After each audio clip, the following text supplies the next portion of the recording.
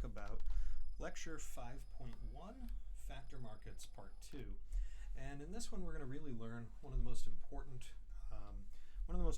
rules in terms of factor markets, and that is that they're going to hire up to the point where MRP equals MFC.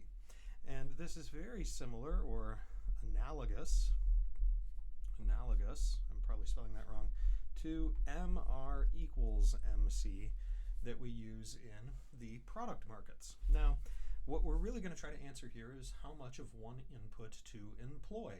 And this is the profit maximizing quantity of an input. Let me get rid of that pop-up there.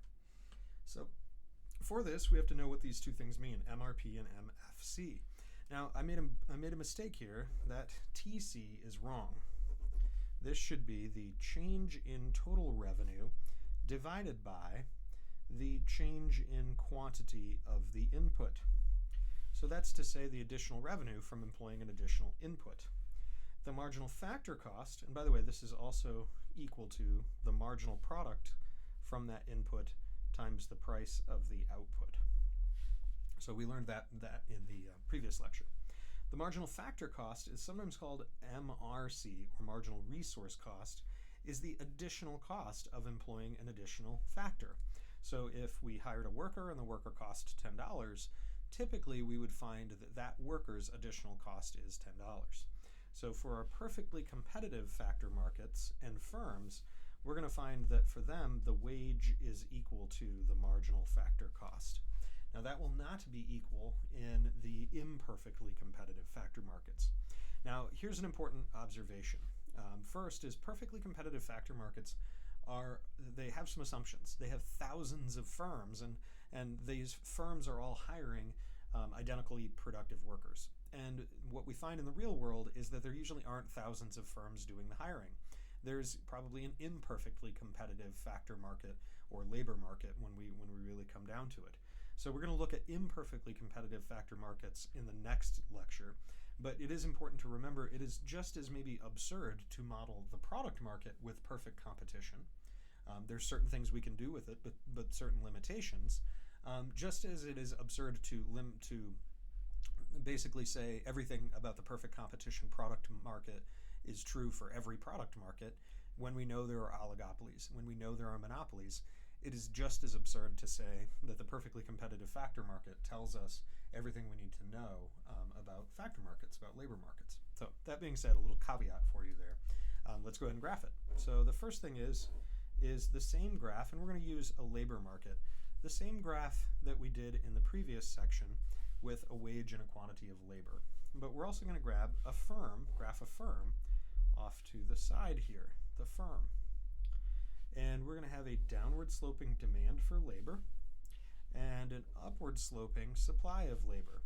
And this supply of labor is going to tell us really what the wage ultimately will end up being when we find the equilibrium of those two. So W star and Q star, that's the equilibrium wage and quantity of workers hired in the market. And that wage tells the firm, hey, this is how much the wage is going to be. So a firm cannot, in this type of a market, the firm cannot change the wage. So we call them a wage taker. They just take what the market wage is. Now the firm also has a marginal revenue product curve, and that's equal to the demand for labor by the firm. This curve, the W star, is equal to the marginal factor cost. So every time they hire an additional worker, it costs the same amount every single time. So that wage is equal to the MFC. It's also equal to the supply of labor from the firm's perspective. So people who are willing and able to work for this firm, it's the marginal factor cost for the firm, and it's the wage that the firm pays. They will hire up to that quantity. So quantity F star, that's the quantity of workers that the firm hires. Now, a couple of implications of this. If this firm tried to cut wages, right? This firm said, I don't want to pay W star, I want to pay lower than that. No one would be willing to supply their labor for less than that. So if the firm tried to hire someone down here, no one's willing to supply their labor, given that there are so many other firms in the market that they could go work for. Let's take a look at what a minimum wage would do in this style of market, in a perfectly competitive factor market. Okay, so we're going to redraw the graph for the firm and for the market. So we're just redrawing what we had before. Demand for labor, supply for labor, dot, dot, dot, over W star equals the MFC, and then we've got the MRP. And we know that this is the quantity in the market, the wage in the market, and we know that this is the quantity that the firm would hire. Now the government comes along and says, yeah, we want to raise a minimum wage. That's equivalent to a price floor. Price floor. That's a price floor. So what we are going to set is a minimum wage above WM, above the market wage. If they set it down here, then that would be an ineffective minimum wage, because then the market wage would prevail. And what we do find is that in many cases the minimum wages are in practice actually set below the equilibrium of what that might be. So in my community today, there are jobs paying $10, $11, $12, $13 an hour for entry-level positions that, generally speaking, we might expect to be paid a minimum wage, but instead they're paid above that. But let's assume that the government set an effective one way up here. We'll call that W min. W min, this quantity is demanded. So the number of workers who actually gets hired goes down. There is a surplus of workers in this amount, and we would call that the unemployment number. You know, that's the number of people who are actually looking for a job is here, but the number who get it is lower. So there's some unemployment. But what does it do over here? Why, it just shifts up the MFC curve. So now the firm hires fewer workers than they used to. So that is what a minimum wage would look like for perfectly competitive factor markets. Now let's go ahead and take a look at the last problem here, which is showing an increase in demand for the product, the output product for the market and the firm. So this is going to require us to kind of think a little bit what might happen here.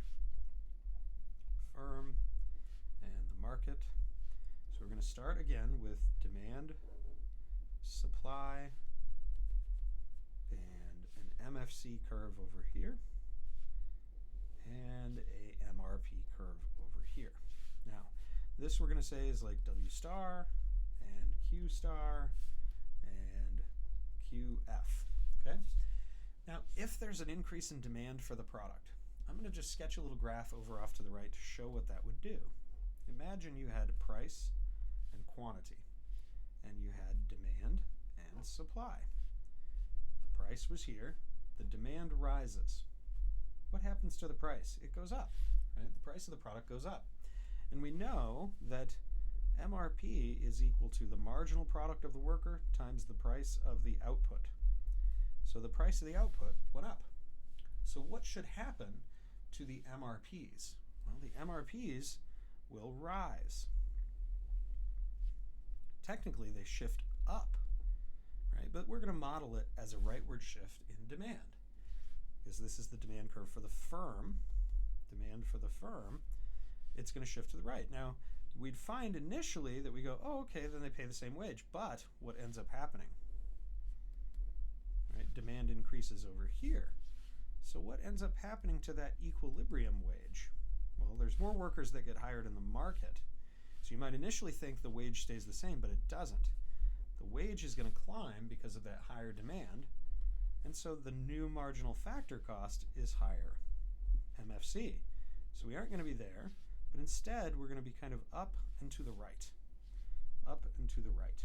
So the firm hires more workers and pays them a higher wage. Right? So the common mistake is to say this is how much they now produce, but that's because you're forgetting that MFC curve shifts up as a result of the new equilibrium wage in the market. And you might be wondering, why did this demand curve shift to the right?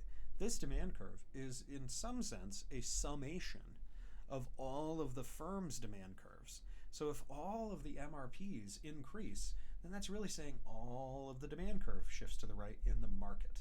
And this, again, is the labor market, right? So this is the demand for labor that is increasing overall because labor is derived demand.